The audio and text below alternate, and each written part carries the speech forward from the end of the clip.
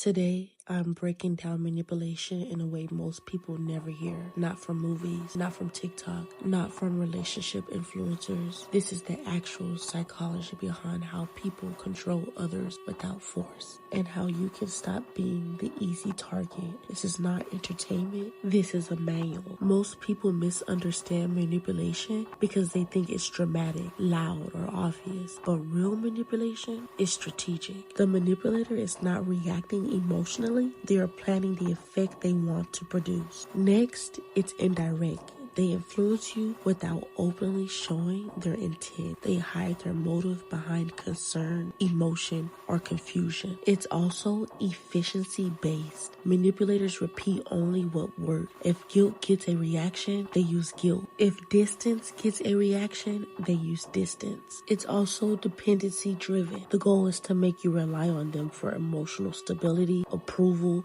or interpretation of events. In simple terms, manipulation is a replacement of your self-guidance with their influence. Your inner voice gets replaced with their emotional reaction. So, manipulation is not yelling, it's not threats, it's not obvious pressure. Manipulation is the influence without transparency. Someone gets you to act in their favor while hiding the intent behind their actions. They're trying to convince you. They're trying to control your decision making without you realizing it. The 3 causes of manipulative behavior. People manipulate for 3 primary reasons. First, it's power. Some individuals feel weak unless they have control over someone else.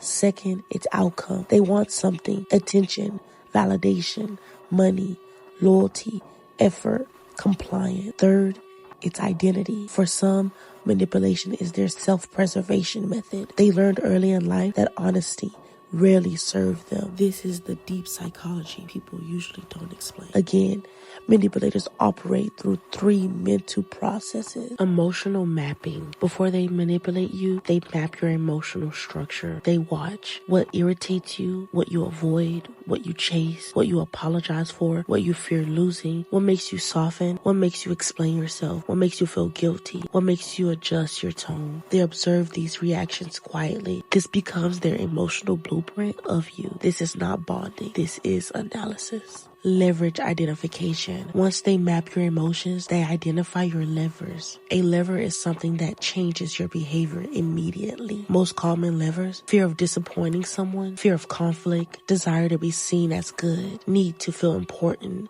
need for reassurance, guilt when someone is upset, discomfort with silence, over-explaining behavior, fear of abandonment, people-pleasing tendencies. Manipulators ask themselves, which lever gets the fastest response? That lever becomes the foundation of their strategy. Response conditioning. Manipulation works the same way training works. Stimulant, reaction, reward, or punishment. Manipulators condition you to respond the way they want. For example, if you pull away, they give affection, you return. If you set boundaries, they give silence, you weaken your boundary. If you disagree, they get emotional, you avoid disagreeing in the future. Over time, you are conditioned to react in that way to maintain their comfort, not yours. This is not emotional communication. This is behavioral conditioning. The 4 core strategies of manipulation. These 4 methods cover 99% of your manipulation cases. Strategy 1 is inconsistency. Inconsistency is one of the most powerful manipulation methods. Why? Because the human brain craves patterns. When a pattern is unpredictable, you put in more effort to stabilize it.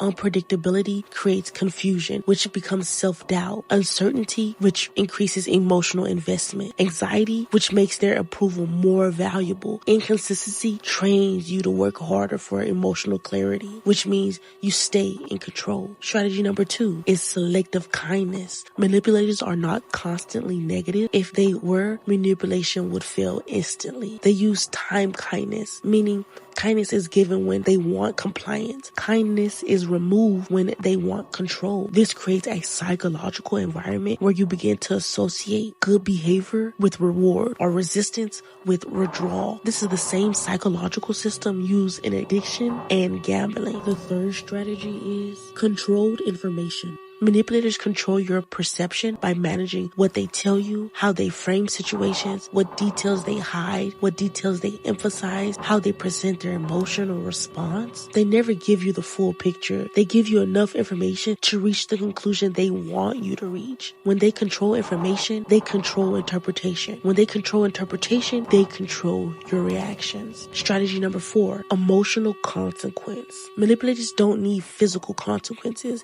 They use emotional consequences like silence, withdrawal, irritation, coldness, guilt, disappointment, confusion, overwhelm, emotional shutdown, explosive reaction. These responses are strategic.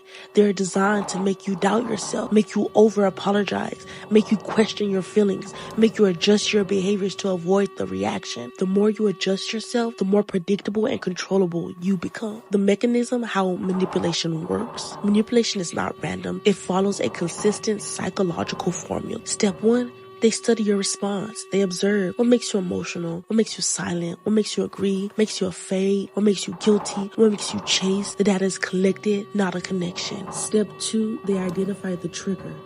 Every person has a lever. Like I told you, it's guilt, loneliness, need to feel chosen, fear of conflict, desire to fix things, fear of being abandoned. Manipulators don't guess the levers, they test it. They apply control gradually. Control begins as something small. Tone changes, selective kindness, strategic silence, delayed response, exaggerated reaction. Once they learn what works, they intensify it. Then step 4, you adjust your behaviors. To this point where the dynamic shifts, you become more cautious, you overthink, you anticipate their reaction, you filter yourself. Now the manipulation is complete. Not because they're stronger, but because you are reacting to them more than yourself. Who gets targeted the most? Manipulators do not pick randomly. There is a profile. They target people who, 1, avoid conflict. If speaking up drains you, you're vulnerable. 2nd, if you have inconsistent boundaries.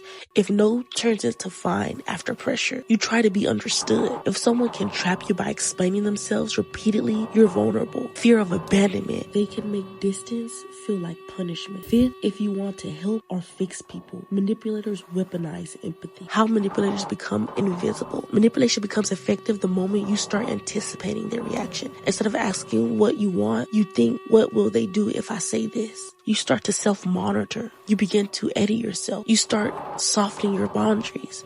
You choose peace even when it harms you. You start apologizing for things that aren't your fault because their emotional reaction feels like proof of your wrongdoing. You start hiding your true feelings because honesty leads to consequences. Once your internal world revolves around their external reactions, manipulation has already succeeded. How to become unmanipulatable. This part changes everything.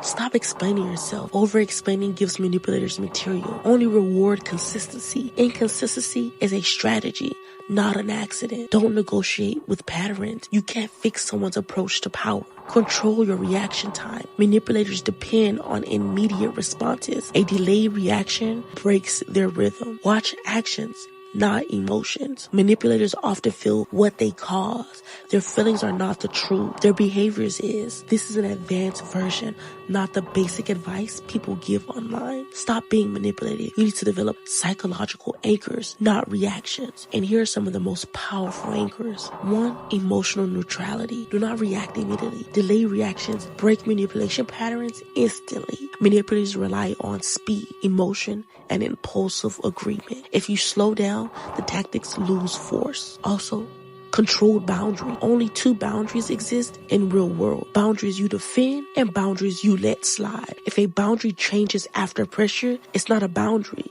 It was a preference. Manipulators only target flexible boundaries. The correct response to inconsistent behavior is not effort, it's distance. Distance disrupts their control system. No emotional bargaining. Manipulators want you to negotiate your feelings. You're too sensitive. You're misunderstanding. You're overreacting. I didn't mean it like that. You're remembering wrong. Stop negotiating. If you felt it, it is real. Replace reactions with observations. Instead of reacting to their behavior, observe patterns. They apologize only when consequences appear. They're emotional only when they need something. They're kind only when I pull away. Observation breaks emotional influence. A manipulator can't control a person who sees patterns clearly. The most important point, manipulation doesn't work because manipulators are strong. It works because the target is untrained in defending their emotional boundaries. Your target. Once you understand the psychological structure behind manipulation, you become completely unresponsive to it. Not cold, not distant, just unreachable through the tactics that used to affect you. Part 2 explains exactly how manipulators choose their targets, breaking down the psychological filters they use to scan for weakness. If you want a complete breakdown, subscribe so you don't miss any part of this 3-part series. Part 3